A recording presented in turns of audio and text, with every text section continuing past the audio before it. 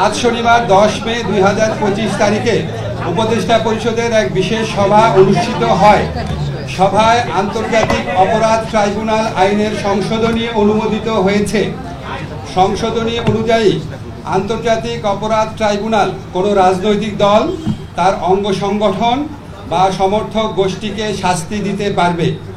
উপদেষ্টা পরিষদের বৈঠকে আন্তর্জাতিক অপরাধ ট্রাইব্যুনালে বাংলাদেশের আওয়ামী লীগ ও তার নেতাদের বিচার কার্য সম্পন্ন না হওয়া পর্যন্ত দেশের নিরাপত্তা ও সার্বভৌমত্ব রক্ষা, জুলাই আন্দোলনের নেতাকর্মীদের নিরাপত্তা এবং আন্তর্জাতিক অপরাধ ট্রাইব্যুনালের বাদী ও সাক্ষীদের সুরক্ষার জন্য সন্ত্রাস বিরোধী আইনের অধীনে সাইবার স্পেস সহ আওয়ামী লীগের যাবতীয় কার্যক্রম নিষিদ্ধ করার সিদ্ধান্ত গ্রহণ করা হয়েছে। এ বিষয়ে প্রয়োজনীয় পরিপত্র পরবর্তী কর্মদিবসে জারি করা হবে।